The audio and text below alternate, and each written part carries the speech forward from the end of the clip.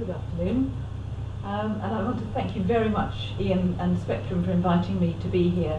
I'm not quite sure why I got chosen out of all the other people you might have chosen who've been involved in this journey together, because it has been very much a collective journey, and I wanted to acknowledge now and as we go some of the many, many people who've been part of this whole journey, bringing us where we are.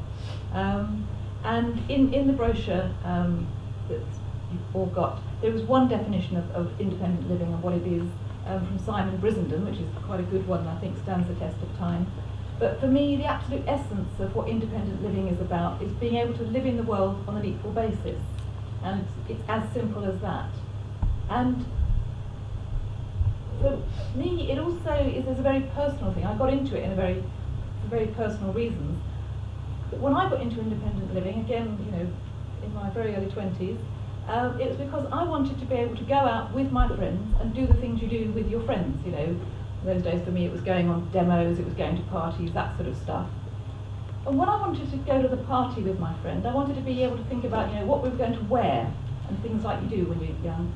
I didn't want to be having to think about how we were going to go to the loo. And I was puzzling about why it was that we had to spend time thinking about how to go to the loo just because my friend happened to be a wheelchair user. And it was from those really simple things about actually there's got to be a better way of organising the world so that we can actually just hang out and think about idiot things like, what colour frock you're going to wear, that I got interested in independent living. So it is about important things, about people's human rights, but it's also about some really simple things about actually living in the world on an ordinary equal basis. So all that stuff around direct payments and personal budgets, everything else, accessible transport, that's all the tools that you use to build independent living, and what you build is a life worth living.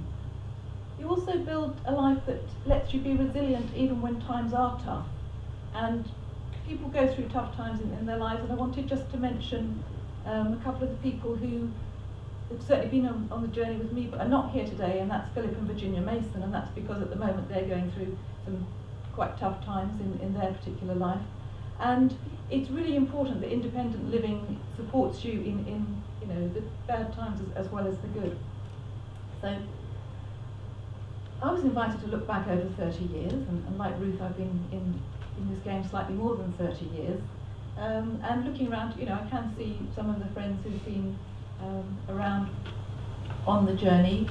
One of the good friends who's not here but really wanted to be is Jane Campbell, who I worked with pretty much for the whole of that the past 30-year period. Jane's been one of my companions in crime. She wanted to be here, and she wanted me to say that she wanted to be here, but she's actually at the House of Lords today preparing to speak against the Assisted Dying Act tomorrow, so she thought that was probably where she needed to be. So she's not here. But thinking back to 1984, the really big news Ian's already alluded to was people moving out of residential care and into their own places, employing their own personal assistants. Where I was working, which was the Spinal Injury Association, we just launched our first ever user-controlled personal assistance agency. And I have to tell you, we had no rules, we had no regulations, we had no idea how it was going to work. We just knew that people needed that bit of short-term help now and again when the rest of your usual support arrangements had broken down, and we thought we could, fill the gap. And it was designed by disabled people in the way that worked for disabled people. And actually it worked really well. It ran for 15 years very successfully. So moving on to the early 1990s, I can remember a group of us sitting together actually in Philip and Virginia's bungalow, and we sat around collectively designing a funding application to get the money that made the study that was published as Cashing In on Independence, and which actually made the economic argument for direct payments and was really influential in enabling us to get the Direct Payments Act through. And just a little Spectrum link up. The main author on that report was Jerry Zog, who now works for Spectrum, so many routes link back to Spectrum. So also want to say we did our very best on the Direct Payments Act to make it into a good bit of legislation, and I'm very sorry it stuffed up things in Hampshire for a bit. When you get legislation through, you have to slightly compromise with the civil service view of the world in order to get it all through. But we also worked quite hard after that to improve the Act as much as we could, and because a few short years after the Direct Payments Act came in, we were setting up the National Centre for Independent Living, which really did act as a kind of a think tank as well as a support network around independent living. And we did try to improve the legislation as much as is ever possible to do. And I think the biggest surprise to our 30-year-ago selves, looking, we'd been able to look forward, would be just how much of our ideas would turn into national orthodoxy. And I think Ian's already mentioned, direct payments are now the default option. People must be offered them. Personal budgets is the way that adult social care is organised and offered. And so we couldn't, I think, have really dreamed at that stage quite how influential those ideas would be. We might have hoped, but we probably didn't believe. And of course, in that shift, our ideas have undergone some bending and some reshaping. And like Ian, I think we always need to check that the new shape does still contain our essential philosophy. It doesn't get diluted, it doesn't somehow get turned into welfarism and into people being tucked into convenient boxes. So that's why I always want to start with the thing, it's about equal rights. And it's always our test, are we going down the right road? Is it actually promoting people's human and civil rights? I think a real strength of the early independent living movement was that impulse to share, and that was very evident in Hampshire. There was the Hampshire Green Book. One of the authors of the Green Book is sat right here, it's John Evans, and that was a sort of how-to guide that set out more or less everything you'd still need to know today. I think you could still give that guide to people today about actually how to choose and employ and organise your own staff. So that was a sort of bit of self-help that then started sharing out around the wider world. But as we started that sharing out, we also had to learn some pretty hard lessons, I think. We learned that the expression of individual autonomy looks different for different groups of people. And again, I think that's already been alluded to a bit by Ian. And there were some pioneers who did insist that the only true independence was having full control of all the arrangements yourself, employing your own staff and doing your own payroll. And it didn't really stand up to the full scrutiny of multidisciplinary, multicultural, multi-age or all-age reality when we started trying to broaden it out into the big wide world. And I can recall some really spirited arguments about this stuff. Was it really necessary to employ your own staff and add up your own payroll to be independent? Did you really have to reject all input from your family members? We had a lot of talk about some really useful concepts like the burden of gratitude, which I think I owe Nasser Begum for that phrase, but Simon Brissenden also used a very similar sort of way of looking at the world. But removing the burden of gratitude from having to rely on your family maybe doesn't necessarily mean that actually you never ever have any input from your family. And I think it was how we grappled with those ideas in those very early days that we had real big to-dos about. And did all direct payments users have to join a disabled people's organisation to be part of the gang? And why were most of our spokespeople white men? All those questions we had lots of arguments about. Over time, of course, other voices did emerge, offering a wider perspective. And thinkers like Nasser Begum, who was, I think, a really strong and influential thinker, offered a real multi-layered understanding of independent living, taking in the perspectives of race and gender and sexual orientation and mental health and many other ways of thinking about differences in the world and about how independent living works through all of those differences. So gradually we did become confident to take a more flexible and a less dogmatic approach. And so in recent times, when there was the emergence of new groups such as In Control, who came through a slightly different tradition of parent-led challenge to the system and of inventing sort of better ways of working, it acted as a challenge, sometimes a little bit unhelpfully, but often really, really constructively and helpfully, to think about what is the essence of what it is that we're trying to do here in terms of independent living. So if independent living is about living in the world on an equal basis, it has to mean equality for all groups with all sorts of impairments and all sorts of life preference.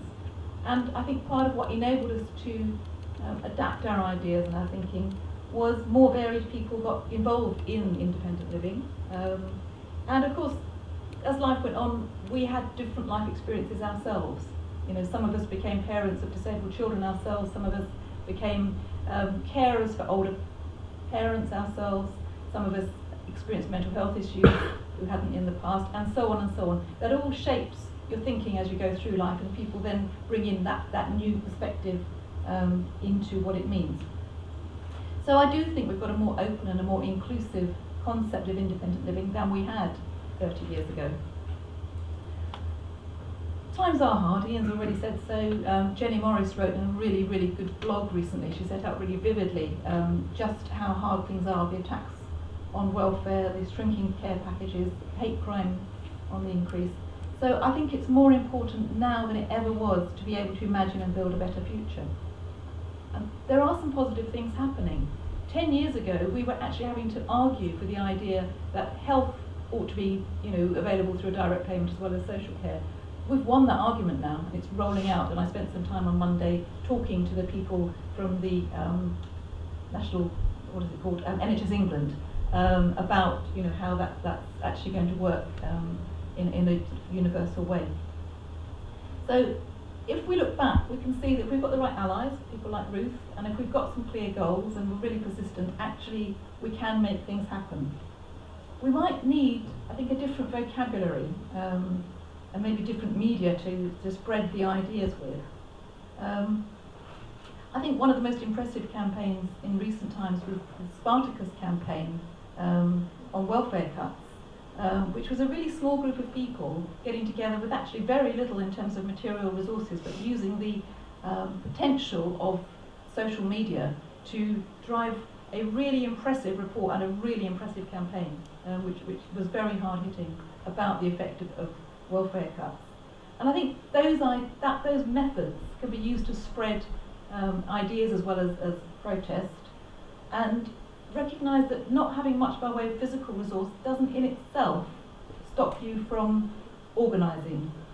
I think if we look back, the early independent living movement didn't have much by way of resource and had to share ideas across long distances in the days before, for younger people in the room, before email was invented. And actually, when you have to share ideas across, the postal system, it's a bit slower, but in the end, it's no different to what people do now on a wiki. It just takes you a bit longer. You all add to each other's ideas, and there were some really strong ideas. That's sort of how the ideas that we now think of as the social model of disability got developed and invented.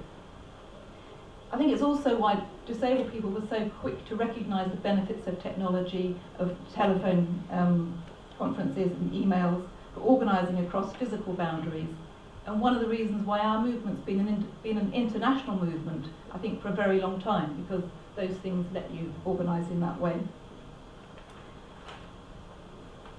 Spectrum embraces the 12 basic rights of independent living, and they're, again, in your pack, they're written out. I think 20 years ago I would have signed up to a similar list of those 12 basic rights. Today I'm not sure that they give us quite the right framework, because I think maybe things do move on a little bit. They're very material, right to housing or right to employment. I don't think they capture in the way they're set out what Ian talked about, which was the empowerment idea, the self-help and self-actualisation, that I think is actually key to being able to live independently in the world. And I think today I might express those rights a bit differently. I think rather than a right to advocacy, I might actually want a right to have my voice heard, a right for my voice to be valued. And thinking back to Ruth's young woman, way back then, that young woman was not having her voice heard, and that's what I think I would be wanting. I've always thought that the right to communication is a really strange omission from any list of independent living rights. And I think these days, in our hyper-connected world, the right to communication is a really important thing to achieve. And people, can and do manage to be independent without access to the most cutting-edge technology. If you go to other parts of the world, you'll certainly see that, but even here. What defines people's independence is actually they've got the life that they want. So, the roots of independent living were in self-help, and I think it is the same now as it was 30 years ago. I really think independent living is a sort of three-way effort. You've got the individual and their family, you've got the peer group and peer support, and then you've got what the state brings. And it's all three of those together that actually we work to create independent living. So I think in some ways, it's a bit like the other speakers have said, some of the essential things have remained very much the same, even though some of the material conditions have changed quite a lot. I think 30 years on, yes, I'm really dismayed by where we are in terms of the current attacks on welfare and some of the setbacks people are facing personally. There's some really tough stuff going on for people. But like my fellow speakers, I am convinced that, as the pioneers got more right than they got wrong, and I really am impressed with how much has been achieved. And I remain extremely optimistic that independent living is here to stay, and onwards to the next glorious 10, 20, 30 years. Thank you.